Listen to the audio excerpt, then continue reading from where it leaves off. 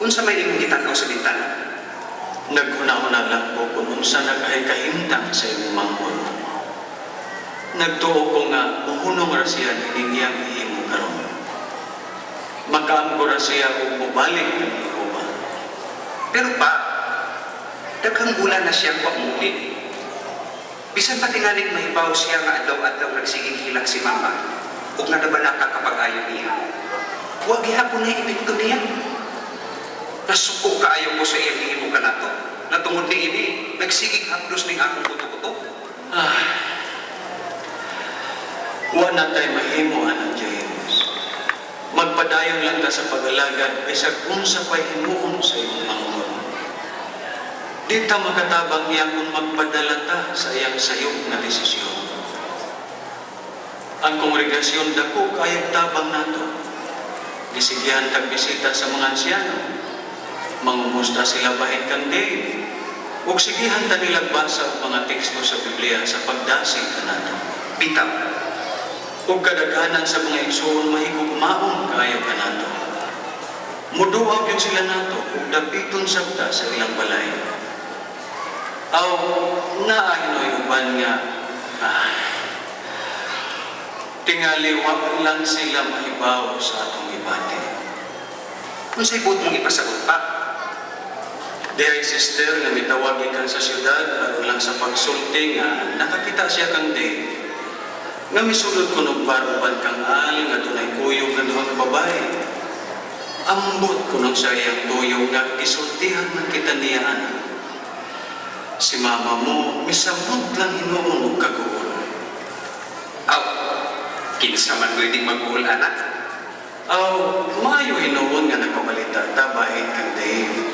Nga maayo na dahil siyang panglawas o makasugakot sa pagkinaugalingon. Kung ako imong pangutanon ba, di yun siya makabahay nato.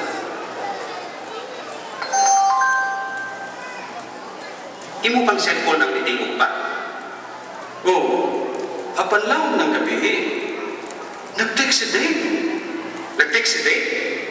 Unsa may iyang ingon? Aniya? Mayong gabi pa. Kumusta naman mo diha? Hapit na matapos ang among gihimong program sa computer. Makakwarta na gyud ko sa di malugay. Apan nahutdan ako kwarta ron.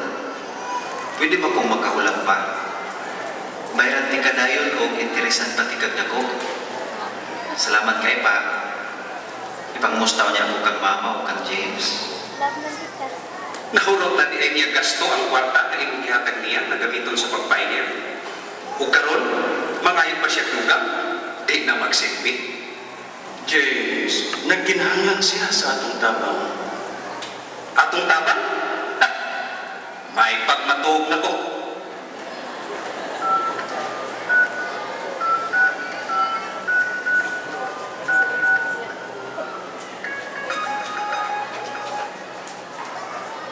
Maayo kay nag-text ka, gimingaw na kayo nimo. Pauli na yung taon do, balik ka ni ba? Kana ang labing maayong pagi, ang buktong gustong pagi. Naibaw bitaw ka nga bukas kanunay ang balay para nimo. Pauli na yung taon do, gimahal ti ka kaya.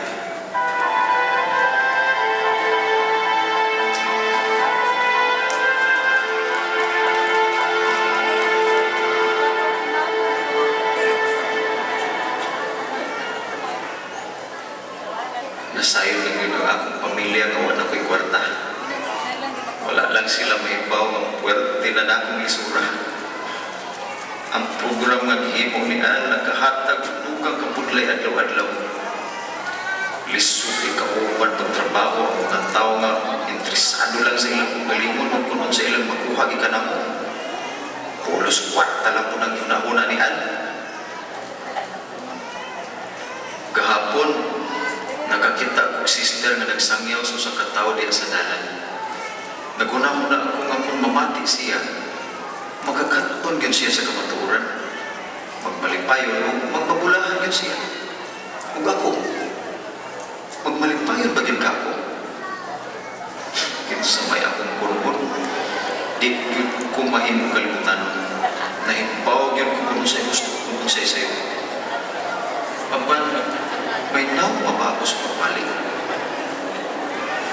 Di ko makahimo ni iningan to sa akong mga higala, kang Al o kang Roxanne. Gawas pa, nakahimo dautan. Wala ko'y naw maikatubang kang papa o mama. Kung sa nalagay kasulti sa mga ansyan o sa mga igsoon. Di pa ko andam sa pagkatubang ni anak. Kinahanglang mangita kong paagis pagsulban ini sa tabang ni Al o Roxanne.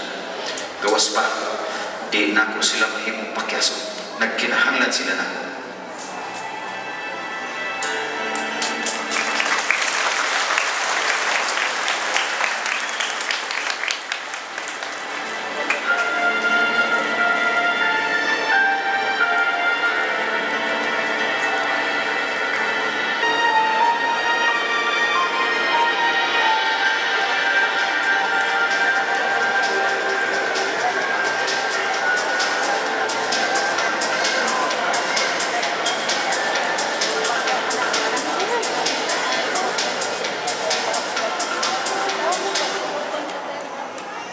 Kunting bisihan ako ang natawa.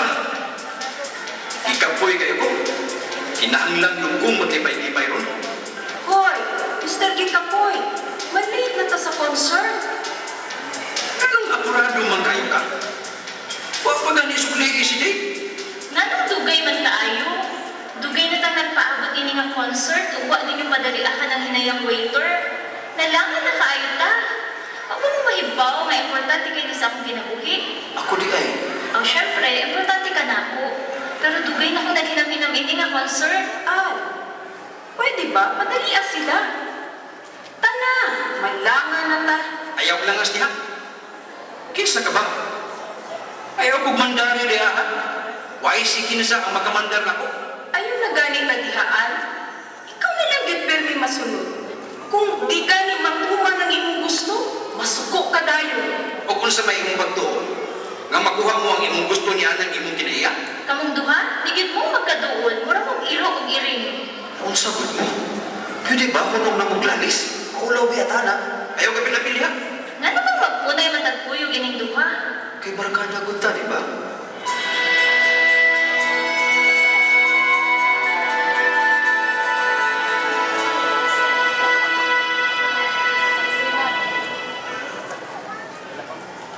Bert, sa akong tanaw ini inyong mga litrato, murag giganahan yun mo sa inyong bagong assignment.